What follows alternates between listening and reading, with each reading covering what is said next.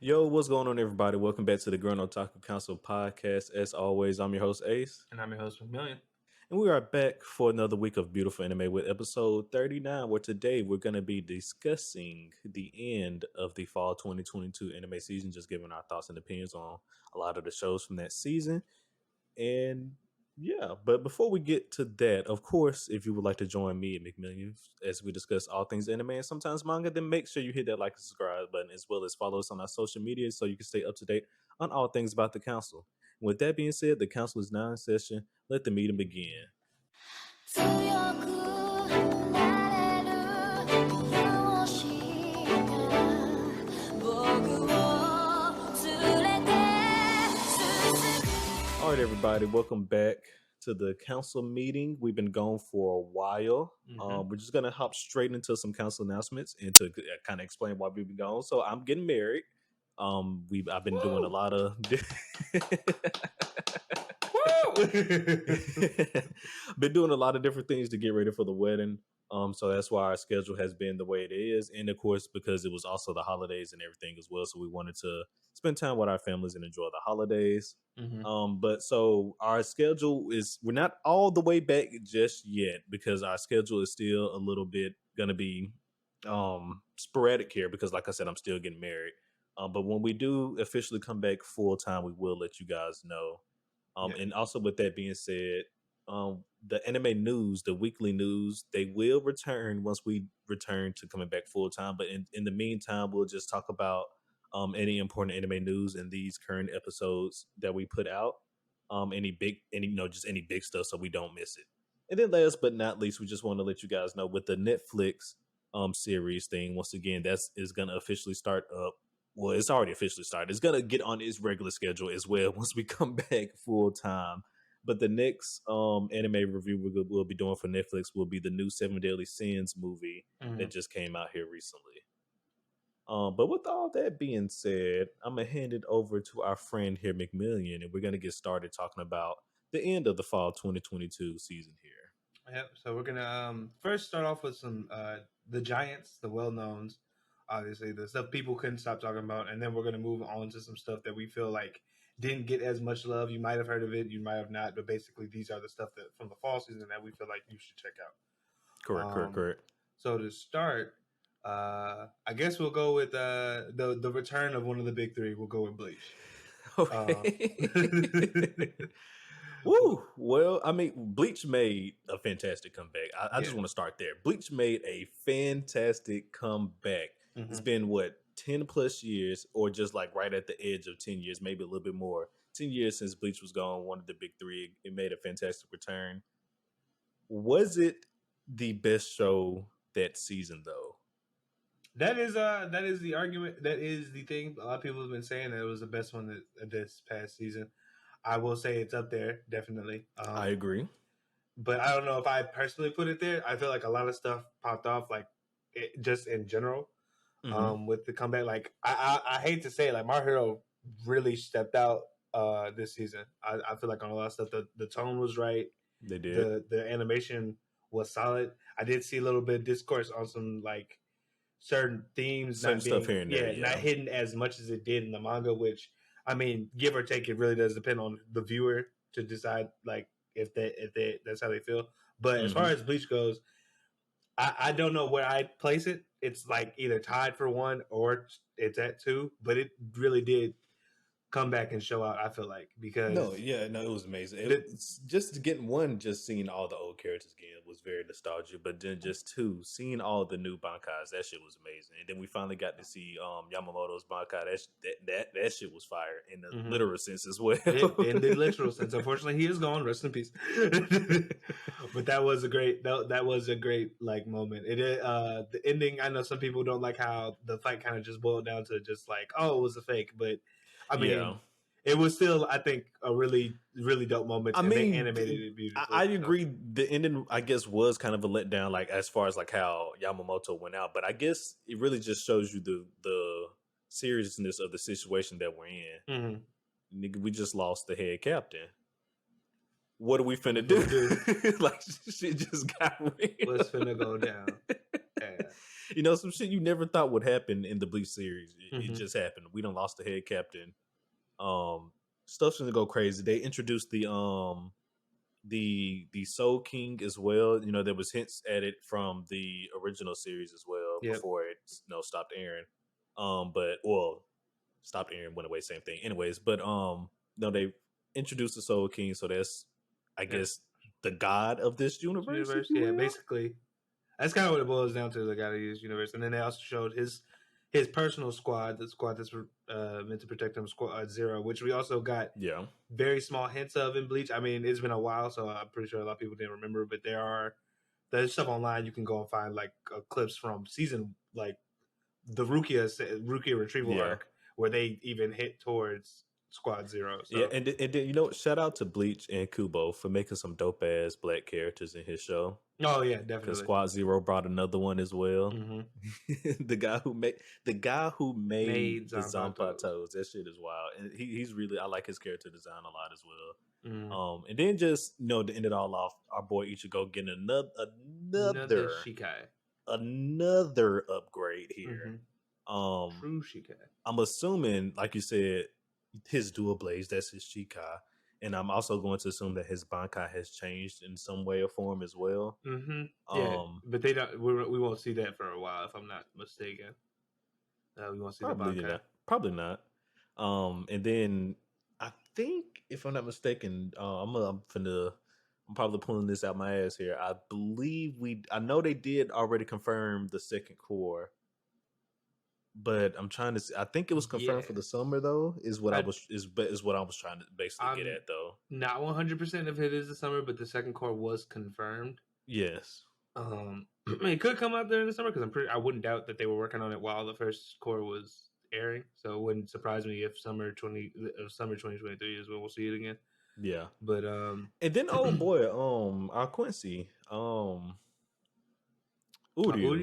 Yes, Uryu. He done look like he gonna switch sides here, so that's gonna be hella interesting. Yeah, we'll have to just wait and see if that's a true switch or just a switch of like, let me get in on the enemy's team, so when it's time to actually strike back, I'm already here. I don't know now. Uryu been thinking he been the only Quincy left for a long time. I mean, like I said, I'm saying like we'll have to wait and see if that is the case, but there's a lot of personal stake for him to be on the side of the Quincy's in the first place because he is a Quincy, and it's not like I mean, the Soul Society basically did a pretty fucked up thing in the first place with them, like trying to like we understand why they did it. Does it make it right? Is that I mean, well, if technically it makes it right if you're going to destroy the world in the process of you just living your life, but they, again, the moral implications of just killing somebody for existing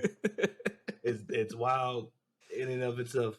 Yeah, it really is. But no, Bleach had an amazing comeback. I really enjoyed the heck out of Bleach every Monday. I was looking forward to it this past season. Mm-hmm. And just all the things that happened. Just love seeing all the characters come back and just Bleach in itself, because once again, Bankai, it's something about that word that just gets me every time. Yeah, there's something about it. It's always hype. even when this season they were still in Bankai, it was still dope to see them. Yeah. And then they out here still in Bankai. I almost forgot all about that. So they still got to deal with all that situation there. Oh man, this should be a great 2 cores here. I'm glad they came out up front though and told us, hey, this is gonna be 4 cores. So y'all ain't got to worry about it, and they ain't pulled no AOT, and they just ended it off out of nowhere on this. We just like, what's going on? Yeah, no, the final season part 3, part 1, part dos. Just come back next time. All right, yeah, this time gonna be the last season. This gonna be it, everybody. This is the actual true last season. We got one more part, everybody. We got one more. Oh, they know they was wrong with that for AOT. I don't know why they couldn't just come out and just be like, hey, this is the plan. Yeah. Yeah, that would have been a lot better. But we know they said up front Bleach is gonna be this, so yeah, at least we got that. Yeah, but yeah, once again, Bleach was great, but also along with the giants of this season, we had Chainsaw Man, a highly acclaimed manga that finally got its anime adaptation here. Mm-hmm. And the manga readers was right. We Yeah, already say it talked about again. this before in a previous episode, though. But the margaritas was right. Chainsaw Man is lit, and it's a beautiful series. Oh. I did. Oh, sorry. I was gonna let you continue. I have one comment. No, go ahead. Okay. The one comment is, if you have not seen Chainsaw Man yet and you're watching this, I don't know if we'll include spoilers or not, but I'll say this: if you're a dub fan, the dub of Chainsaw Man is actually really good. Oh, is it good? Yeah, it's great. It's honestly great. I haven't watched a full episode of it, but I've seen clips, and and I feel like what the dub does better than the sub is capture the comedic aspects of Chainsaw Man. Because Chainsaw Man, while being very action heavy and has like feel like a lot of hidden drama meanings and stuff like that, it can also be very funny. Okay. And I feel like the English dub does a better job. You know what? Well, of that. I've been seeing clips of the English dub, and I'm just like, this cannot be real, right? Because it was like this one scene. It was the one scene where Denji was talking to Himino, and he was like, she was like, so you like Makima? He was like, yes. So I was like, I know this is not real. The thing about that, I was like, this cannot be real. That's the actual dub. But what's crazy about that though, that captures Denji's character like perfectly, because that's how he is. That's 100%. Denji's a kid. He'd be joking around. And so the English dub was hilarious. I might have to go back and watch it. Captures it perfect. I've been thinking about it. I've really been thinking about rewatching it. But you know what? Recently though, the English dub's been for a lot of shows been really good lately though. I think we talked about this before. We did talk about the dubs. English dubs have been really good lately though. Raise the bar. I'm just saying, like, for people that might not have seen it that are dub fans, yeah, Chainsaw Man is one of the ones I could actually say like is completely fine watching in dub. Yeah. Like everybody talks about it, it's real good.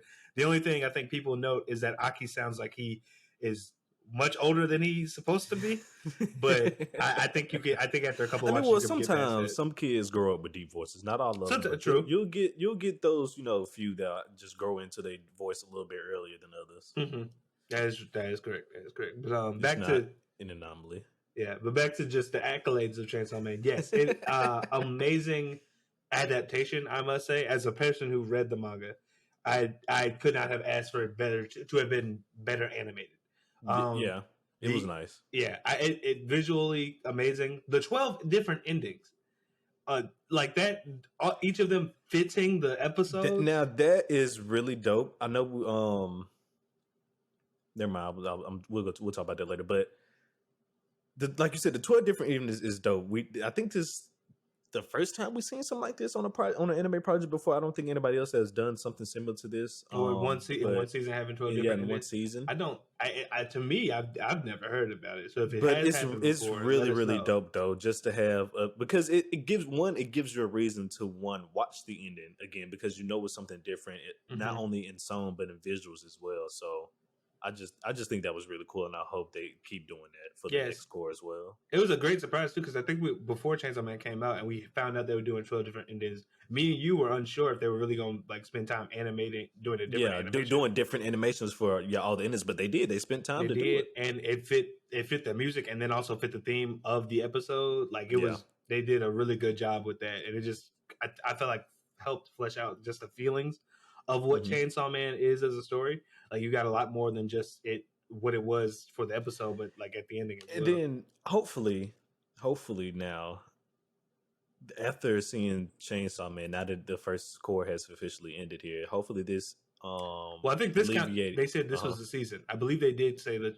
this was. This was a season. Okay, because if you look up online, like when will Chainsaw Man like come back? It says like season 2 is rumored to possibly be in the summer, probably like 2024. I doubt season 2 come back this year, because Mappa got a lot of stuff on their hands right now for this year. True. They ain't seen anything. So I don't think we're gonna see season 2 till at least 2024.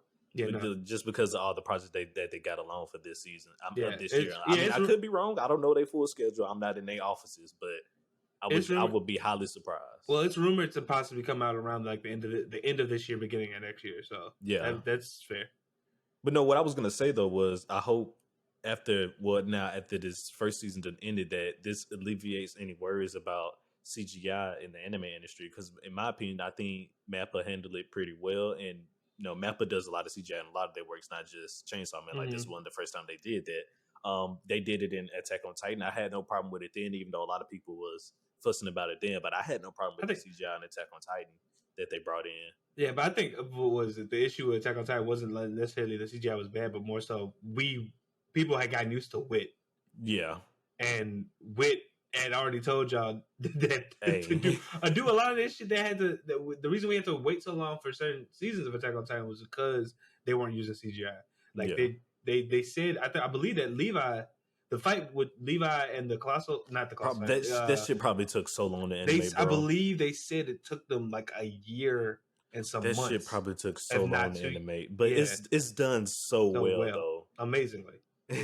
So, I mean, I can get it. I feel like the reason they were complaining about Attack on Titan was just we got used to not seeing but I mean, right? But CGI allows for so many different shots that I'm not going to say aren't possible with 2D animation, but I think allows them to do it a little bit easier. Mm-hmm. And then I believe some shots will probably not be possible in 2D because it's a whole different, realm from 2D to 3D. Yeah. So stuff will, be not possible in 2D because that's just how it works. But no, I think Chainsaw Man handled its CGI very well. I know that the only time I think I had a gripe was it was like the first episode, Denji's first transformation. It didn't look like his blades were moving too well. Yeah, but they fixed that up like later on in the series, and I think I didn't ever have a problem with it again after that. Yeah, but I mean, we've been seeing CGI in just not even just in Mappa, just in general, just a lot more in general in the anime industry with a lot of these anime projects, and hopefully people start getting a little bit more used to it, and as the animators start to use it more and get more familiar with it, we're gonna start getting even more better works out of it. Yeah. Definitely. Yeah. But so I guess I'll ask you this then: is Chainsaw Man your top show of the season? Probably. Probably. As a fan of it's probably due to a little bit of biasing too, because I just really like the manga. Okay. And I really felt like this was a amazing adaptation. Like I honestly, there was nothing really missing from it. The action was great. The characterizations were good. I feel like the music really went with it well as well. Like I couldn't ask for anything more, honestly. So it's probably my number one of the fall season due to that fact alone. Like it was just an amazing adaptation. Okay. Yeah, no, it was great, and I loved all the characters and stuff as well from the show. I still got my eyes on Makima. She not escaping my radar. That's good. I know something wrong with you. You ain't you can't fool me. You got everybody else fooled. You're not finna fool me. I'm glad you were keeping your eye out. You doing something, but it's okay. For all I know, you could be working with the Gun Devil. For all I know, I will neither confirm nor deny suspicion. But no, yes, no, I do agree. Chainsaw Man was amazing. For me, for one, I love it because it felt like there was no downtime in it. Almost, kind of similar to how the Black Clover gives me a feeling. Like I feel like the arcs in Black Clover just jump from one to the next, like there's no downtime in it. And so I believe that's why I enjoyed it so much as well. I got a lot of, like I said, it just gave me that same feeling as far as pacing, I guess. Just Chainsaw Man is paced really well. The further as we get further into the series, you'll actually see that it begins to pick up in like how fast stuff moves. Like it's very little downtime at all. Yeah. In terms of like the series, so. Yeah, and so that was one thing I really enjoyed the most about this season of Chainsaw Man was the pacing of it. But if I had to rank it, I believe I will put Bleach above it, probably because of the nostalgia and a little bit biasy. But I believe I will put Bleach above it. But it was still amazing though. I agree. And then last but not least, we had the last giant of this season. Technically, you could say there was another one, but I believe it fell under the radar here. We're going to talk about that one a little bit later. But My Hero Academia came out with season 6 in the fall 2022 season, and boy, was it a banger. This was the season I was waiting on for My Hero. It basically lived up to the expectations that I had set for it in my mind. This was a war arc, and what a war it was. And I'm glad I'm glad that Studio Bones, not Studio Bones. Who is this studio? Studio Parrot? Is it Parrot or Bones who does? I My Hero. I think It's one of the Bones. two. I think it's Bones. I think you were right the first time. I believe it is Bones. If I'm not mistaken. It's one of the two. I'm not sure, but I know it's one of those two for a fact. I can look it up real quick so you can Okay, just but get your thoughts out while I yes, look it up. but why you look that up? I know it's one of those two. I know I'm in the ball range. But anyways, season 6 was phenomenal. The first core was amazing, and then they're not even done. They came right back out within like a week after that, or maybe they took 1 week break. But like within at least 2 weeks, they came right back out with the second core of season 6, and I was like, "What? Y'all not done?"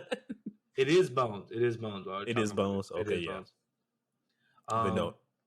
Let me just get my thoughts out real fast. Yeah, go ahead. This season, I know. I honestly, the way they ended it off with My Villain Academia, instead of doing it like My Villain, that was the previous. Oh, I guess you. No, I said the way. I said the way that. So the way they ended off, I was unsure how we were going to do with this season. And because in my opinion, I felt like My Villain Academia didn't hit as hard as I felt like it should have. It was good, but it didn't hit as hard as I felt like it should have done. A couple other people agree with that statement because you read that part in the manga, right? Yeah, I read that part. That was the part I ended off at, and then I just forgot to come back. Okay, some stuff that was going on. So when we started this season, I was a little bit skeptical on how well we was going to do, but from the first episode till the end of the first core was great. I was on the edge of my seats, legitimately on some episodes. Like when we saw Shigaraki in the tube and they broke him out, I was like, "Kill him now! Don't wait for something to happen. Murder him, not murder him. Murder him." And then If you ask me, Mirko should have sliced his neck while he was on the ground. Wait, no, she got pulled away. That's I'm talking about like that boy, the dude who had the laser, just instead of the transformation, just But like, regardless, I mean, but he is still a kid though. Like, I mean, do you is it? But is that? I mean, that might be one of them fuck them kids moments though. They might, in my opinion, the events that followed proved that it probably should have been the fuck them kids moment. Now that I'm thinking about it, that might have been one of them fuck them kids moments. Right. See, it just might have. But overall, it really good. First start of this core. The second core here I've seen started like a week after, and it's also doing well. It's just a different thing because we survived. We survived. I mean, like, what was it? Like, for instance, when he did that fucking arm move where he pushed himself out of the way when he was fighting Endeavor, that shit had me in shambles. I was like, oh yeah, they might have lost. It's over for him. I don't know. Yeah, because I'm like, hold on, Doc ain't say he was doing body argumentations on him as well. Wait a minute now. we just knew about the quirks. Exactly, we just knew about the quirks. I thought the first thing I thought that was a quirk. I was like, Jesus. You telling me that's just him? Oh no, wait a minute. We might have to rethink this, everybody. He might have to die. We just might have to just go ahead and just send him up on a little bit early. It just, it is what it is. We can't have him out here killing everybody. But, well, you know what?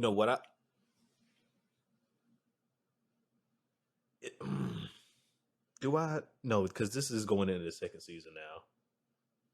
Fuck it, I'm gonna talk about it anyways because I don't care because it was still a part of the last season too. The fact that All for One is trying to Orochimaru this man is wild. Oh yeah.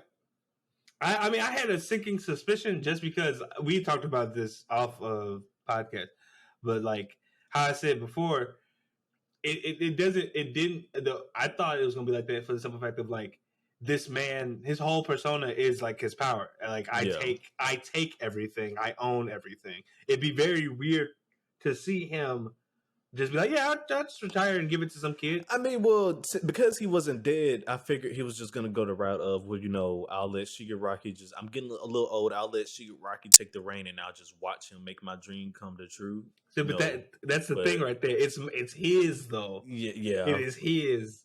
I don't know. We don't know that much about One for All other than what we've seen. But from what we have seen, we can tell that he is a very possessive person.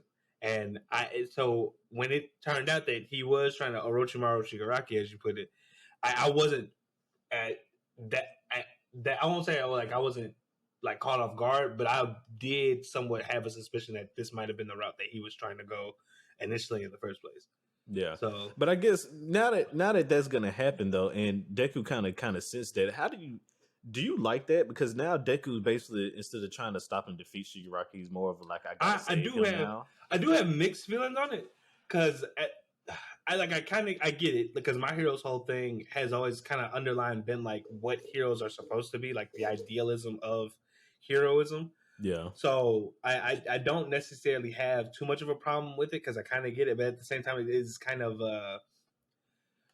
it's somewhat of a letdown for the simple fact of like I wanted Shigaraki and Deku's like fight to kind of be their own, and now it doesn't necessarily feel like it. Like it feels like this is still Deku's fight, but now that we kind of know that Shigaraki is his master, All for One is trying to take over him.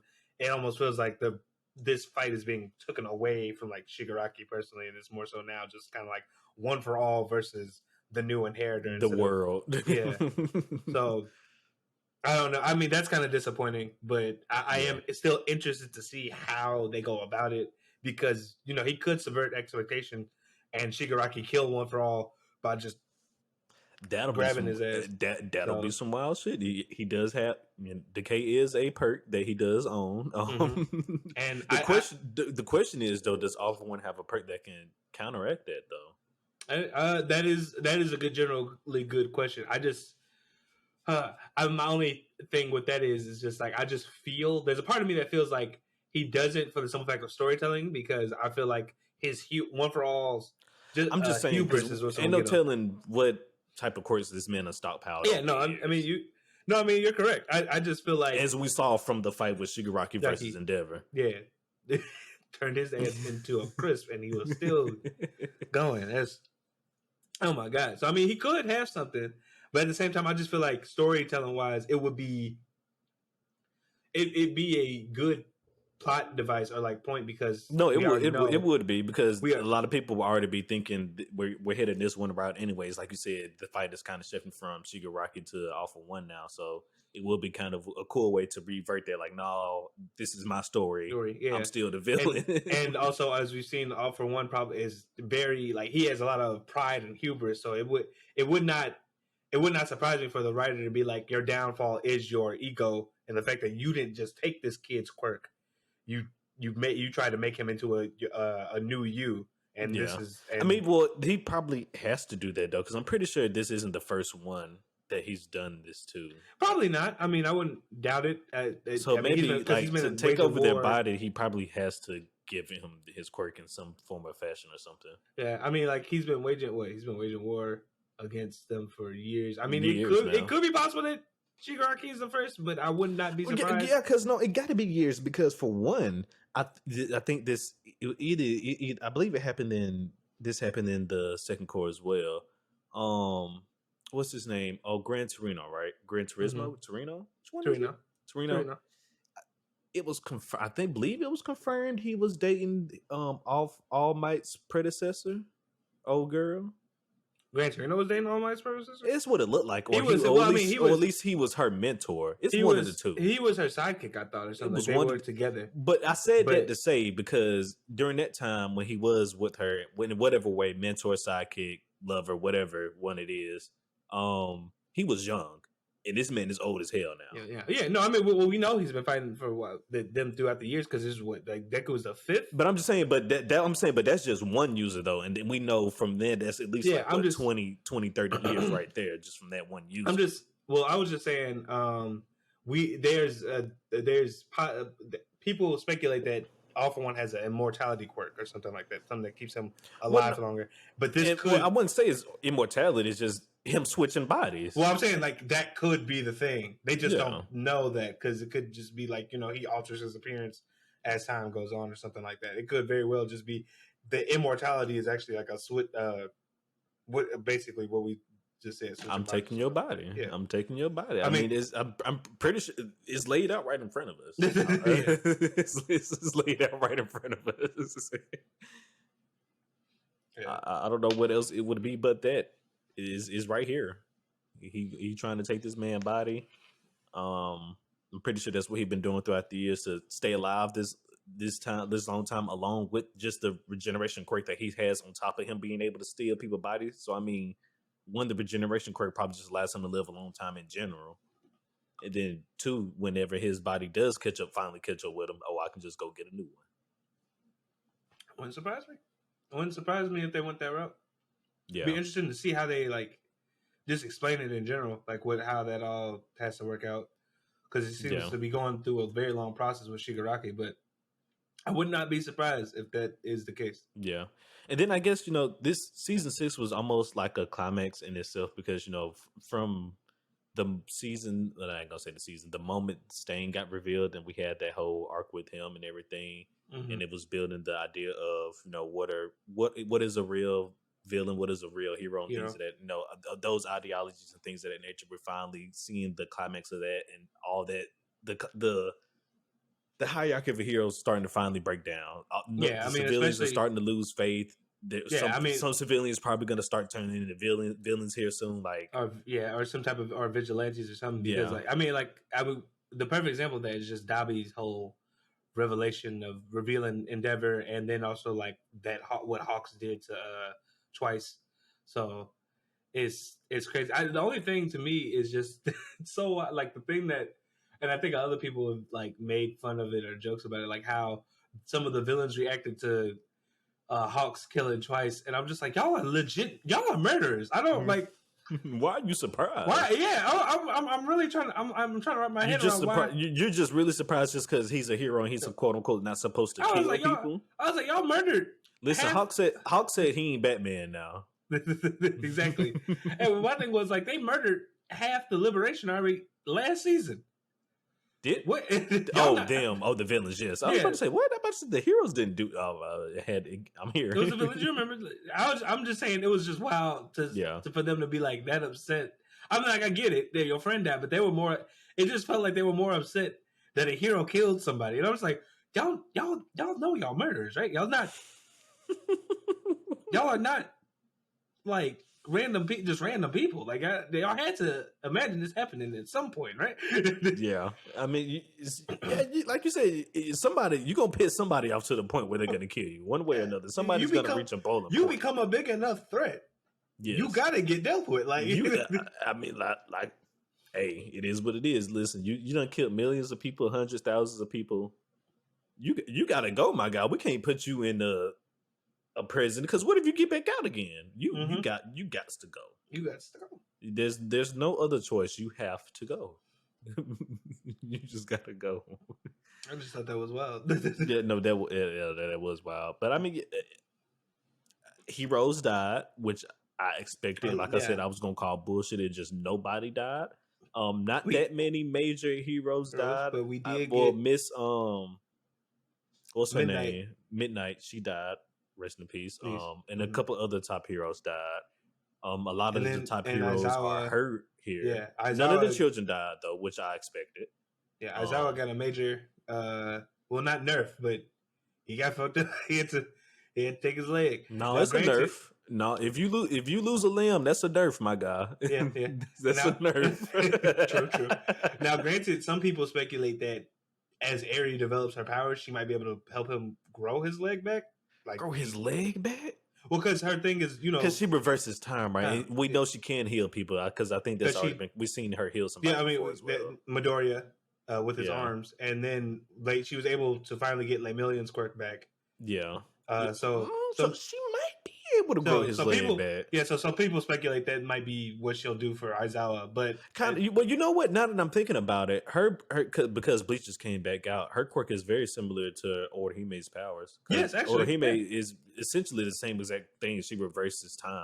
Huh. Yeah, no, that's a good point. I did not connect that dot, but yeah, that is basically the thing. So some people so that's a theory right now. I mean, I don't know if the one thing I will say. While I know the fandom for My Hero is considered toxic, I don't be seeing a lot of. I'll be seeing some spoilers, but no.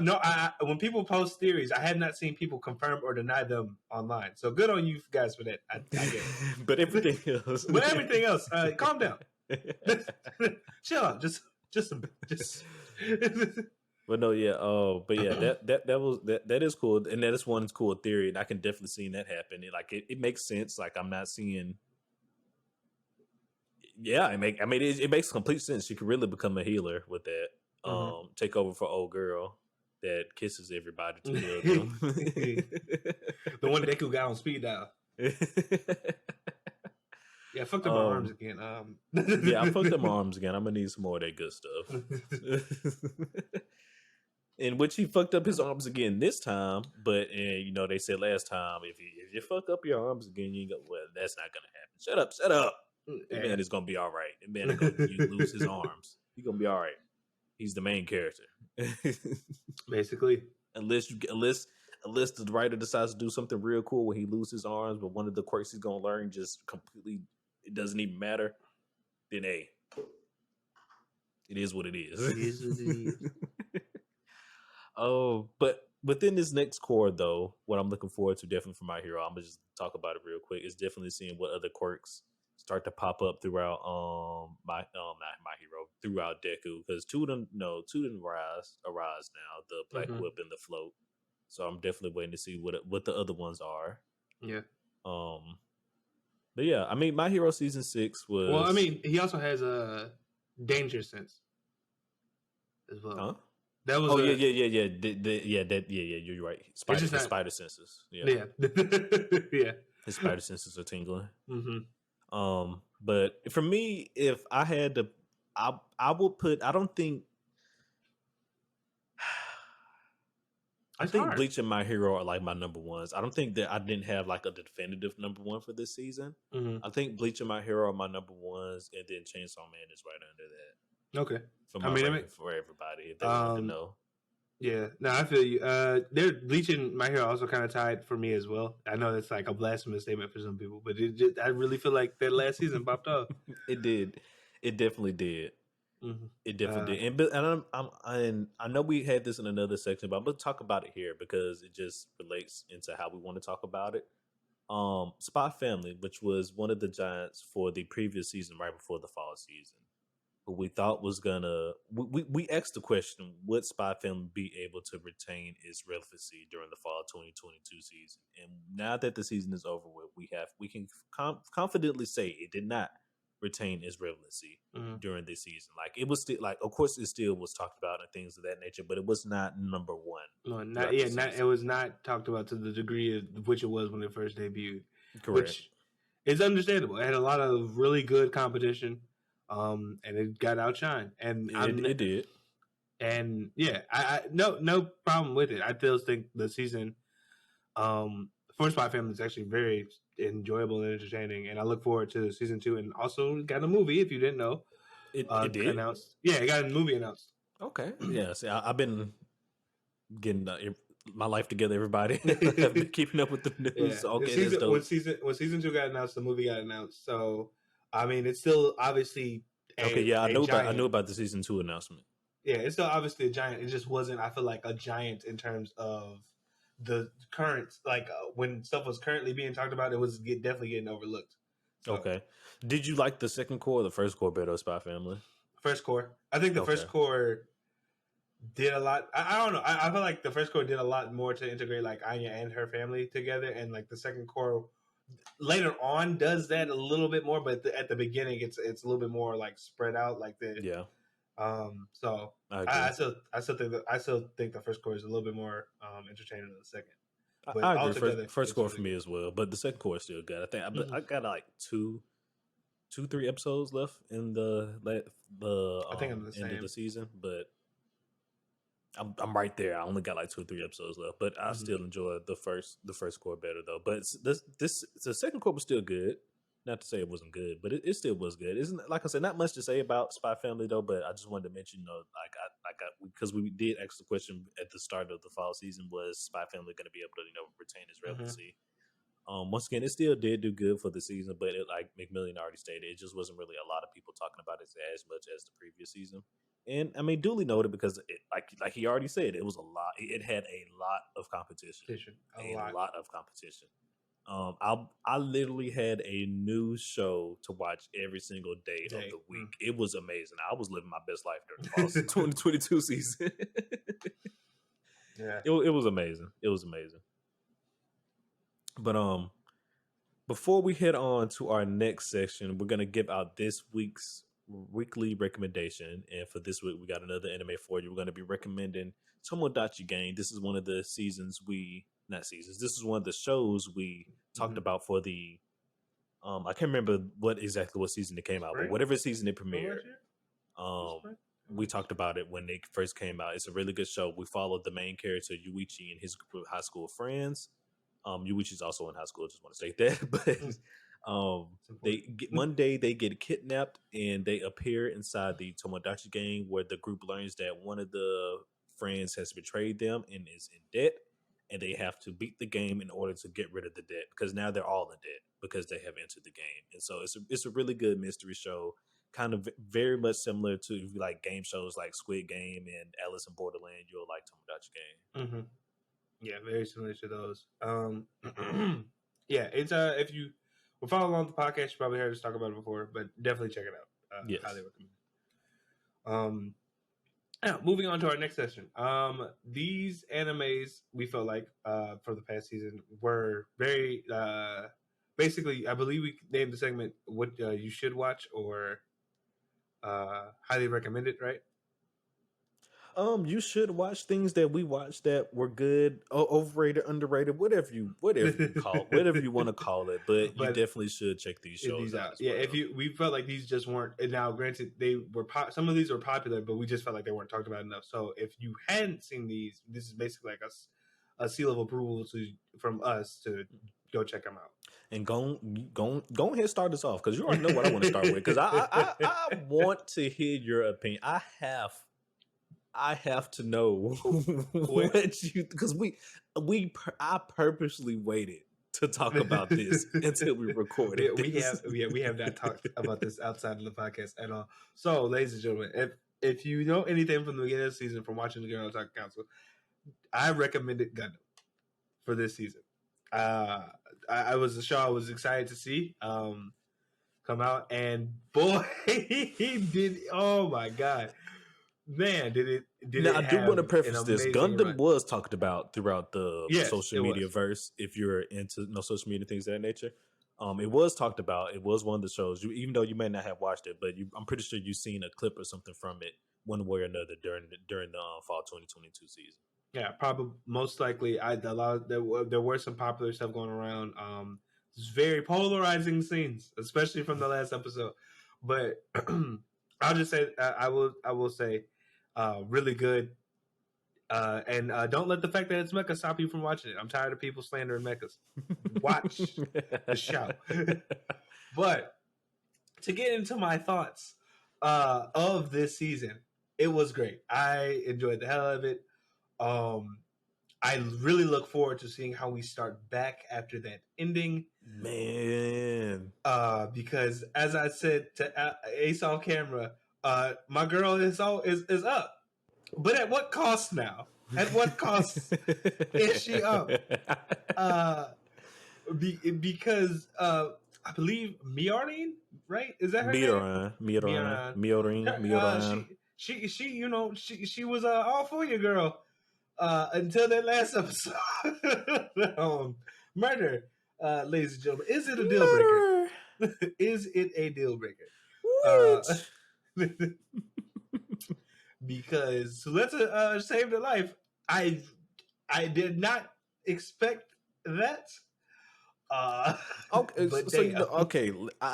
expected the climax for the season to be good, because the intro for the season was like it was amazing. Good as fuck. It was amazing, and so like we really didn't get a lot of that throughout the season. Like it was hints of it here and there, and we excuse me, let me slow down. And we still did get action sequences as well, but it wasn't the type of vibes that we got from the prelude with all the depth and everything.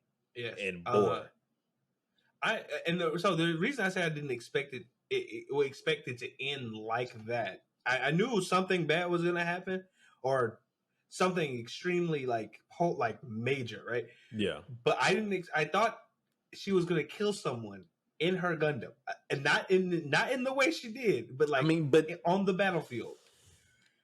The way it happened, for her to have crushed that dude like that. okay, you know what? We're just gonna start here. We're just gonna start. Why did she slap that man like that? Why? Why did she? I'm gonna So okay, so I know warning she wanted at to the say beginning. Mirai, but I just feel like it was multiple different ways she could have Yeah, saved definitely. her life. Even But if the thing- okay, I'm not saying don't kill the man. Why did you have to kill him like that? You could have just smacked his ass and let him fly into the wall. You could have grabbed. I believe I would have felt better if you would have picked him up and crushed him in your hand instead of swatted him like a fly, like she swatted real. this man like a fly, and then proceeds to get out of her machine and fall in the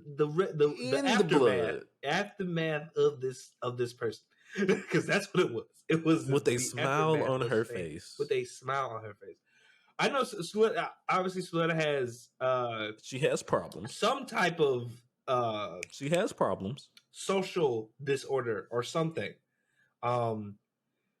So she doesn't fully understand situations.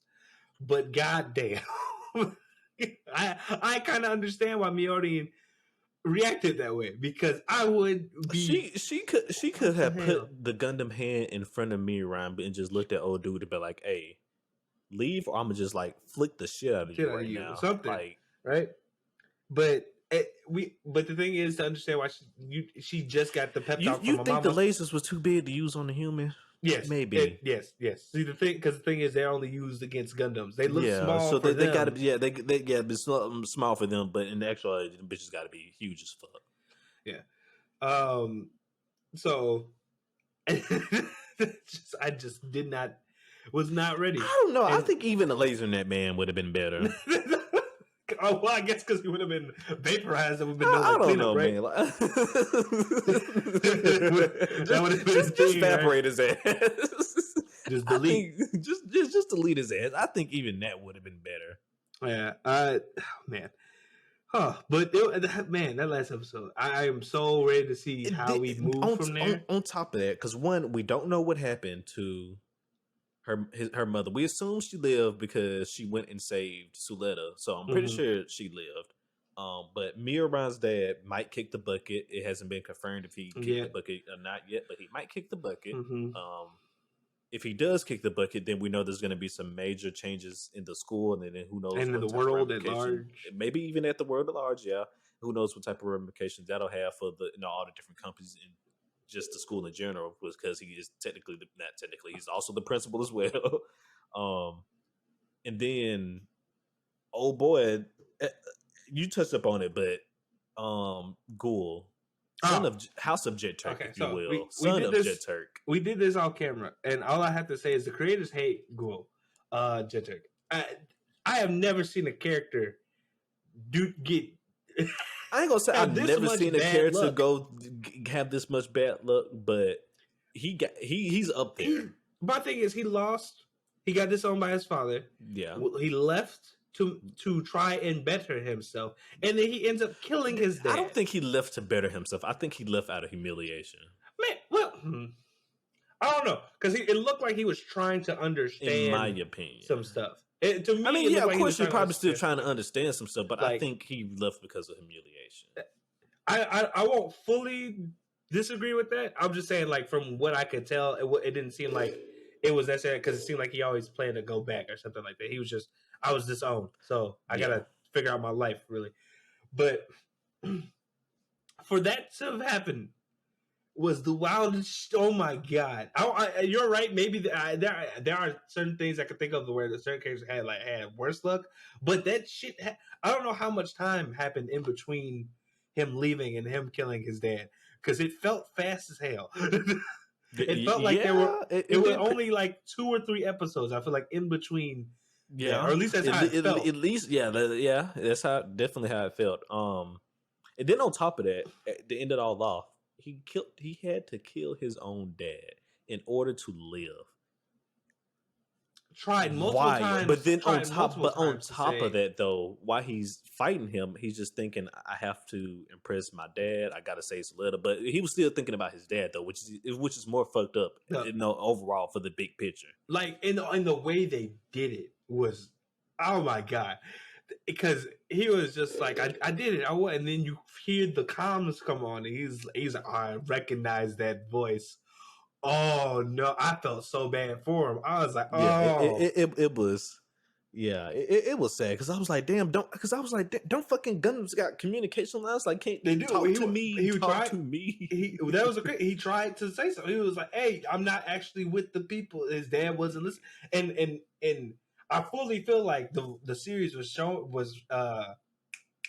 foreshadowing something like this, because throughout the series, his dad was always just made decisions for him and didn't listen to him, and he got his ass killed. So Yeah. I mean, it's kind of like you said, poetry in motion. He didn't believe in his son's fighting skills, and then he went out to his son on the battlefield. It's wild as fuck. It's but it's good writing though. good ass writing. It's really good writing. Oh, It's really, really good writing. Like all the Gundam, like, and I believe I mentioned this before as well at the start of the season. I've never watched the Gundam show, but I was always a Gundam fan because I always played the Gundam games as a kid, but I've never seen like any of the shows. And this was my first Gundam series. And best believe I'm gonna go watch other shows, Gundam shows, because you of this should now. definitely should. I'm going to go watch other Gundam shows because of this now. You definitely should. The last series was really good. It's gonna hurt though. I would I would give you that warning right now. It's gonna hurt.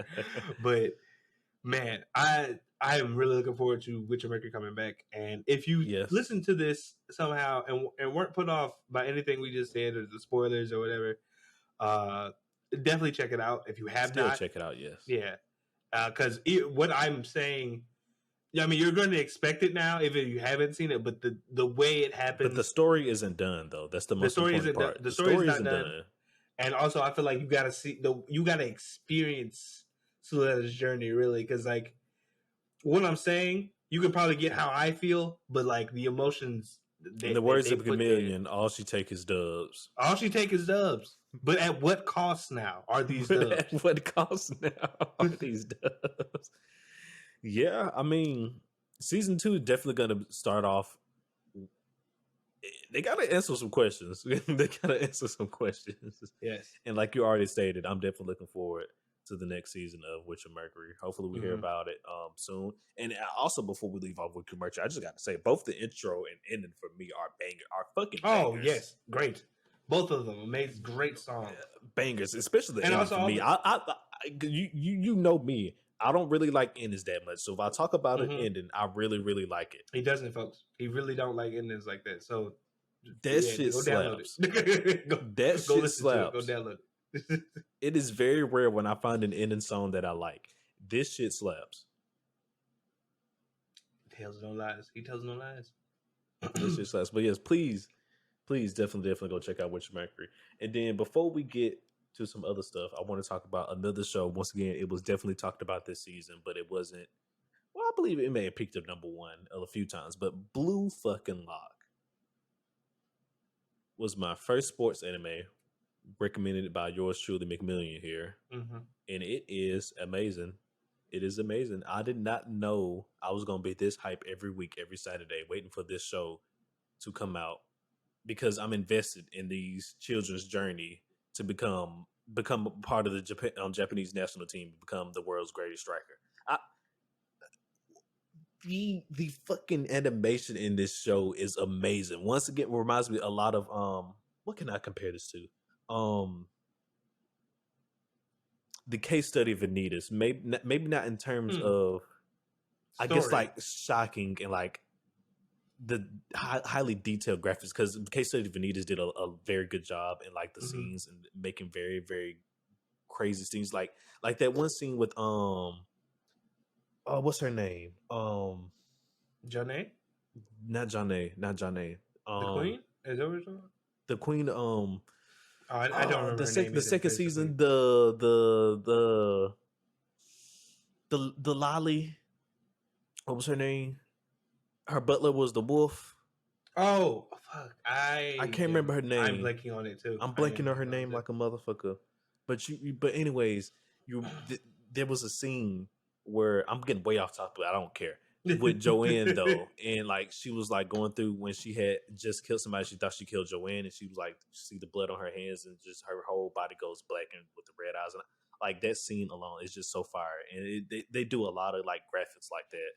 The reveal of the vampire queen, that still shot, like it's just so done. It's just done so well. Blue Lock, the eyes, The eyes. Yeah. they have their own signature anime eyes. It's amazing. Even in the I don't know. even in the manga, because I read a little bit of it sometimes. Yes. The eyes are just as striking, if not more so. Yes, so, and then yes, this is why I was trying to make a connection between the case of Vanitas and Blue Lock. The colors, the vibrant colors as well. Oh yes, the colors. The colors. I lost my train of thought, but it came back to me. The fucking colors, bro, in the animation, and just the style of everything. The movement is so fluid and smooth. I can't. I don't know who is animating this show, but they are doing an amazing job. Mm-hmm. They're showing out. This is not my first sports anime. This is actually I think my third or second. Really well done. I am interested in damn near all the characters. Which is rare. I feel like for any show to really capture it, where every character kind of captures you and stuff like that, and you kind of root for all of them. Yeah. But I am really digging the whole vibe for Blue Lock. As wild as a fucking penitentiary for soccer for high school students who have dreams of becoming national soccer team. Yeah. It's really good. Pacing. Yeah. The pacing's on point. It goes a mile a minute, but you can keep up with it. Like Ace said, the vibrancy of the colors, they help accentuate or tell the story and convey the character's emotions. It's great. I didn't think it, I honestly was very surprised that My Hero and It came back so fast, but I'm very happy that it did. I was because when I thought it was going to be done, I was kind of upset. I ain't even gonna hold you. I was upset as well. I was like, episode. Yeah. When I got surprised by that new epised a week later, I was like, "Oh, bet." Yeah, I was like, "Shit, say less." Yes, you ain't gotta say nothing but a word. You ain't gotta say nothing but I'm here. You ain't gotta say nothing but a word because I was sad when it went off, like you said. But just for those who don't know, Blue Lock is once again a sports anime, but we follow our main character. Why am I blanking on his name? Isagi. Right. There we go. We follow our main character Isagi, where he's in a competition with other people from around Japan to be a part of for a chance to win a spot on the Japan national team and become the greatest striker in the world. Mm-hmm. So it's basically like a battle royale in a sense as well, but it's really good. It's like it's basically soccer is like almost like a tournament arc battle shonen. Like, basically, yeah, it's like a like you said, a tournament art battle shonen. That's a great description for it. Yeah, but with soccer though, with soccer, nobody has any superpowers or anything. I'm very interested to see what happens once they make it past this next selection exam that they're currently doing. Yeah, but I would have to imagine that for like the final season or something, that whoever makes it to the Japan national team, we see them go through the games of the World Cup. I would have to imagine that. But only time will tell, really, because the series is still ongoing, I believe, for the manga and stuff like that. But it's very interesting. And seeing all the kids and their weapons and how they develop as players, just really good. Yes, because like I was thinking to myself when I first started it, like how exciting can they make different trick shots, I guess, for this soccer show, and they've been doing a really good job as well. Yeah, they've been doing great. And so I think that was a good job. But yes, go check out Blue Lock. It got me. I don't know if I'm gonna check out any more sports animes. Really, I'll probably wait on another recommendation from McMillian here. But I'm definitely gonna continue watching this one here. Yeah. But yes, Blue Lock, it was a great watch. It was a great watch, and like I said, I'm definitely glad the second course started so fast. Yep. But to move on to the next show we wanted to talk about here, once again, another recommendation here from McMillian, The Eminence in Shadow, a comedy action isekai here from the fall season. Averted all my expectations for it. This was once again McMillian here already knows about the series. He mentioned it to me. He said he said it was a comedy series, and it is. But the way it starts, you're like, this is a comedy series. As a person who reads the manga, I didn't read the light novel. The beginning of the show is drastically different from the beginning of the manga, to the point where when I watched the first episode, I was not sure I was watching the show, the series. The second episode confirmed that it was the series, in fact, that I knew, but I was very confused on the first episode. I was like, "What the fuck?" The first episode starts off some off the wall stuff where we follow our main character here.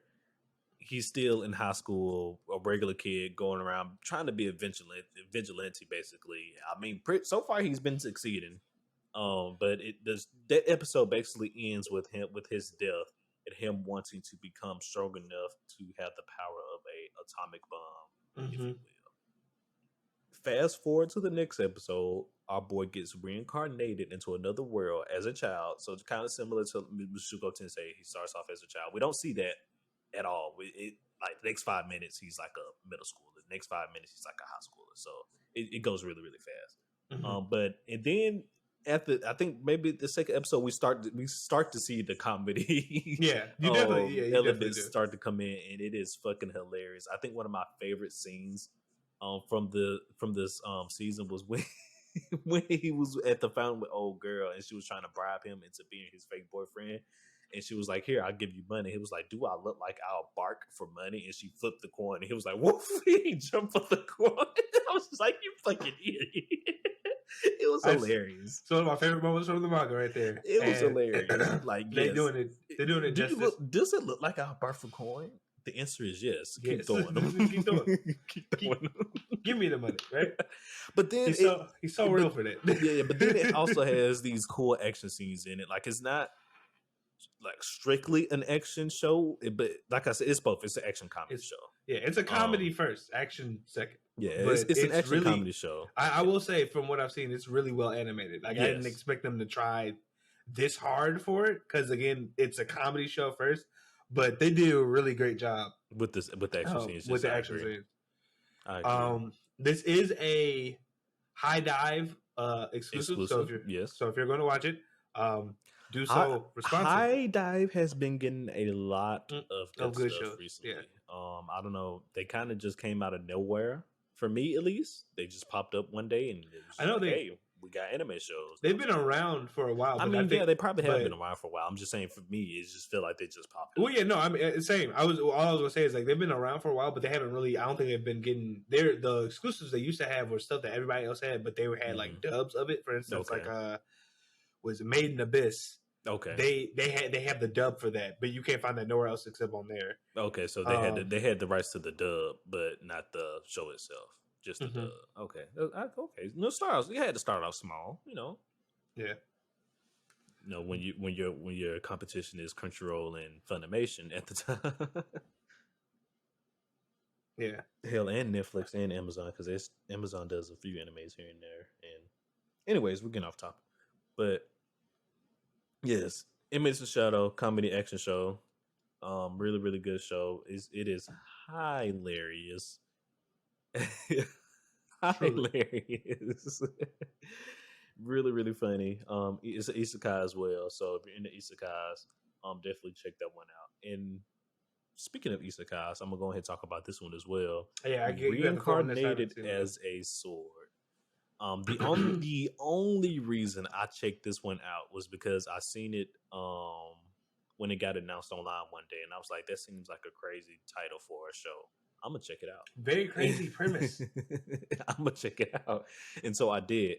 And it has many similarities to Reincarnated as a Slime, to whereas one of the main characters, who is the sword, basically has all the same abilities as the slime does. Rimuru, basically has all the same abilities that he does. And the other main character, friend. There we go. I'm sorry. It was a lot of different shows. Everybody, I'm trying trying to remember all these characters. Friend here, who was a black cat. I just think the way they handled her character, they didn't do anything crazy or weird with her because she's a young character. So I did appreciate that as well. But just I think it's an enjoyable time just watching her go through her journey to evolve. Because basically the premise is her race of species who are known as black cats have never evolved before.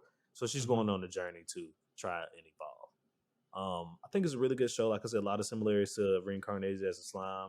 It has some nice action scenes in it as well. So definitely check this one out as well. I think it's a really good show.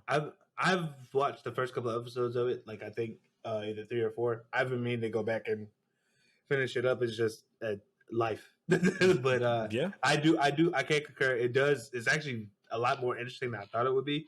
Considering I was like, are we about to follow a sword the whole time? But I think it does a good job of balancing. It's technically like a duo protagonist because we kind of follow. The main character, the guy's a sword. We have 2 main characters. The guy's a sword, so he can't really do much. But I feel like the way they balance that is by him playing off of Fran, the black guy. So it's a really good show. Then Fran, she's a battle mage, was basically my favorite type of mage. Doesn't get any better than that. Battle mages are the best thing ever. Fuck with them or get dealt with. One of the two. So I mean, hey. Yep. You're good. I am good. There's people getting stuff from my apartment, so that's why I'll do that. But, they're stealing. Yes. They're stealing. While there's people stealing stuff from your apartment, we can talk about another show here, Mob Psycho, which I like to start off by saying I'm upset because at the start of this, they did not say that this was going to be the final season of Mob Psycho. Nobody ever said. They never said that until we got like halfway through the season and we started getting towards the end. They're like, "Oh, get ready for the finale of the final season of Mob Psycho." What the fuck you mean the final season of Mob Psycho? You never mentioned this before. Why? What are you talking about? Yeah, there were rumors, I think, of this being the final season, but people were unsure if that was true or not. And then we got confirmed when it finally ended. I wasn't a big fan of that either. Yeah. But I do think that I haven't completed it yet, but I do think what I've seen from the season, I really am enjoying. Okay, you haven't completed it yet? No, okay. I tried to before we started, but unfortunately, I just didn't have the time. No, I guess. I mean, for a series ender.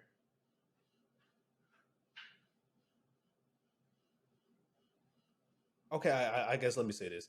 I don't have a problem the way it ended. I think my issue was the events leading up to the ending. I feel like were lackluster. I think that was my problem. Because I had no problem with happy endings, especially for Mob. Mob, my boy, I fuck with Mob. He deserves to have a happy ending. But the events leading up to the happy ending, I just think were very lackluster. And I will put this season probably as one of at the bottom of all 3.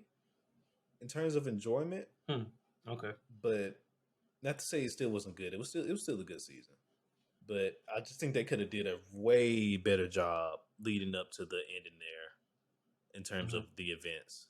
In my humble opinion. Okay. Since you said you haven't finished it yet, I'm not gonna go too deep into it, but okay, yeah, I appreciate you.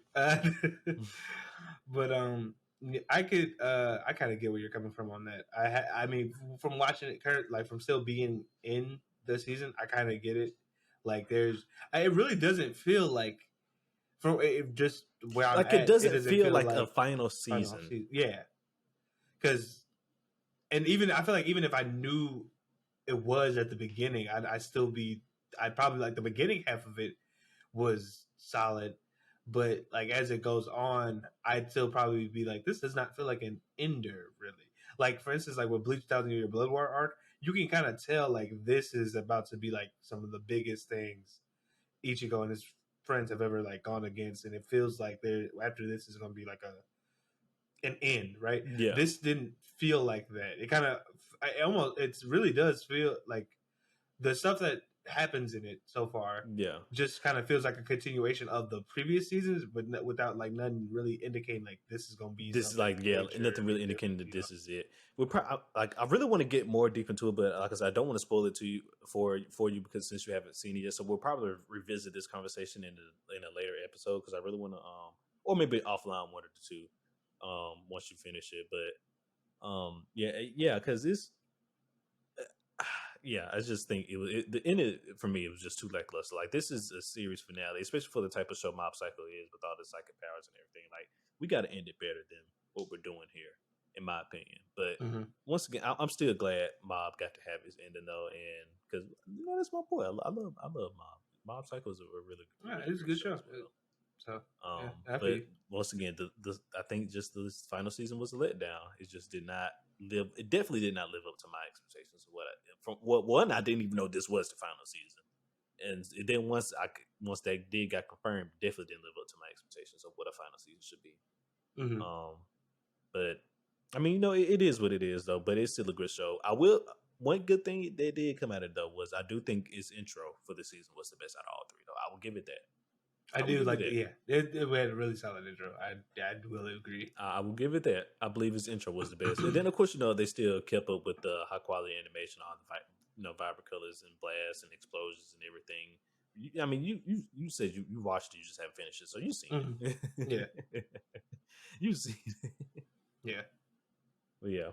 So I mean that was about it for Mob Psycho as well, and. For the last show we wanted to talk about, I was going to hand it off to you because to your eternity. For this, yes.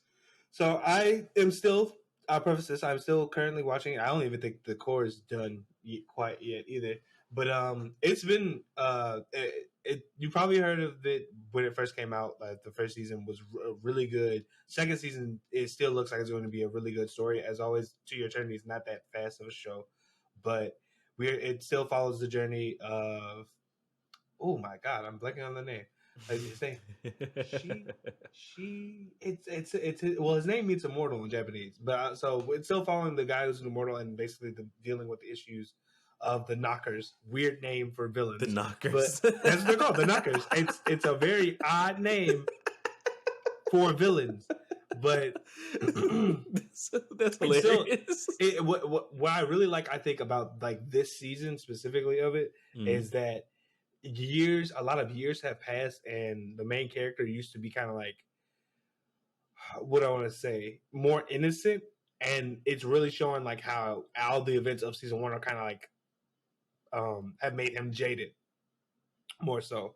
Like his job is to protect kind of humanity from these creatures, and he really, at this point in the show, at least when it comes back, is not like he's still willing to do the job, but it's not like something he's like racing after or toward or anything like that, because he's like, every time I do anything I end up getting hurt, and so do other people, and he's kind of like over it at this point. But it's been really interesting to see how how he's coming about basically taking on this task now, as well as the other characters who knew him when he was basically like first starting out to like now how they interact with him and how they view him. It's been a very interesting dynamic to see how that everything's changed with from like the first season to the second season. I still recommend giving this show a watch through and stuff like that, just so have tissues, because it hurt. Yeah. It hurt. It was one of them. I understand. It's one of them. I understand. Knockers is still a hilarious name. It's a wild. It's very weird. It's hilarious. Yeah. Oh man, that's funny. That's funny.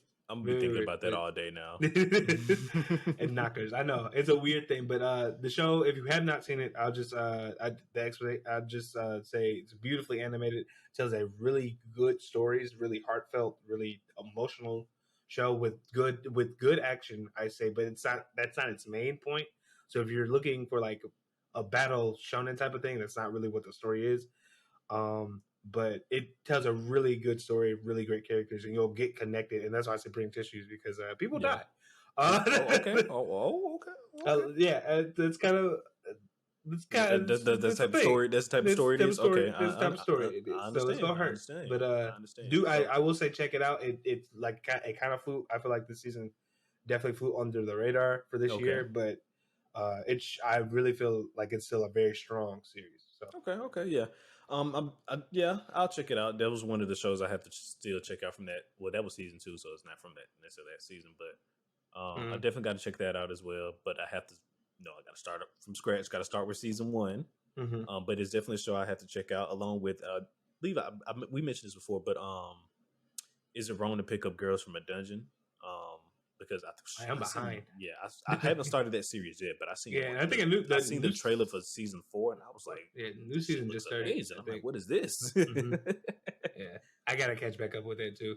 Yeah, so I got to start watching that. But yeah, I guess just to round it out here, some other shows that I did check out that was in the fall season. There was this one show I haven't finished it yet. It's called Raven of the Inner Palace. It's a mystery slice of life show where we follow this young lady who is the Raven. Not the Raven Princess. It was another word that they had for it. I can't think of it right now. But anyway, she was like basically not of royalty, but she had high ranking in the kingdom, and she has these magical powers where the emperor of that kingdom comes to her and asks her to basically help him solve these mysterious things that's been happening around the kingdom. And then another one. I don't know if it's an isekai. I don't think it is. I think it's just a fantasy show. I think it's called Mana, Legend of the Teardrop Crystal, something like that. It's based on a game. Yeah, I know what you're talking about. Okay, it's based on the game. Okay, yeah, I started it. I only seen like the first 3 episodes. Nothing groundbreaking or anything, but like it's watchable. It's a good watch. It's watchable. Enjoyable watch. Yeah, right. It's watchable. It's not like I said, nothing groundbreaking. But if you're looking for stuff to watch, it's not, you can cut it on and just, watch it, Okay. All right. Sounds good. I mean, the fall obviously had like a lot of gems. I know one of the series you said was good. And I saw online was like Akiba Maid War. Yeah. And there's also Bocchi the Rock, which is like a slice of life. I've been hearing about Bocchi. But I haven't checked it out yet. The only reason I haven't checked it out because I'm not that into slice of life. Like I watch some every now and then, but I've been hearing a lot about that one though. I might check it out. Well, no, I plan on checking it out. When you check it out, you let me know. Okay, I plan on checking it out. I just haven't started it yet. I mean, also we're moving into winter of this year too, and it looks like there's gonna be some good stuff. I've been hearing about this Isekai series as well as there's that show I was talking about before. That's based on a video game series that I'm really enjoying. The Cold Steel. That show. Yeah. So, did it start airing? Yeah, it's got. I think it has 3 episodes out right now. I haven't been able to watch them yet. Okay, I didn't know it started airing. I'll have to check that out as well. I've been trying to finishing up what I have left over from fall. But when me and Ace will eventually get to talking about some of the 2023. Yes, the anime. Just give us some time. Yeah, our next regular episode should be the winter 2023.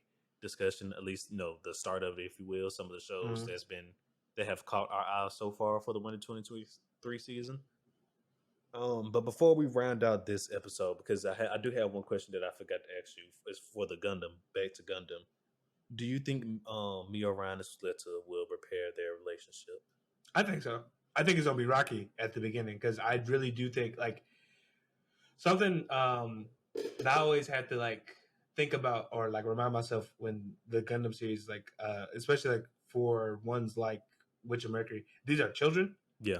And if they're not used to war, they're going to have to get used to some like the combat stuff. And I feel like that's very much so like what they're kind of showing with this, because while there's obviously Witch of Mercury shows a lot of political tensions and fighting through like words, the companies and stuff, and stuff like that. It has not besides the prologue, we really haven't seen until the last episode. We really haven't seen people like die like that, and I really feel like that's something that is very evident in Miorin's reaction to what Suletta did, and even just like the overall reactions of the student characters we got while they were at the conference and stuff like that. And then like.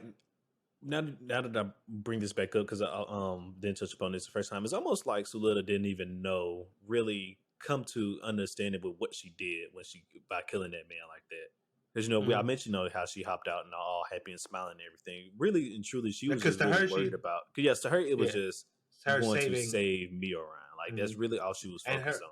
And even like the way her mom explained killing was more so of just like this is what sometimes either happens for you to sometimes you got to kill somebody to protect the ones you love. It's unfortunate, but it wasn't. That's how I have to go. It's very But from her reactions, obviously she doesn't understand the full ramifications.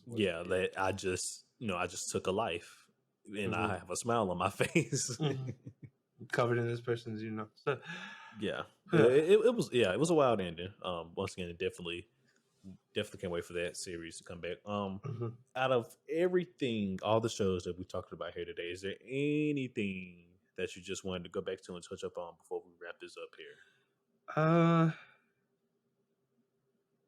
Not necessarily. Any last minute thoughts? Other than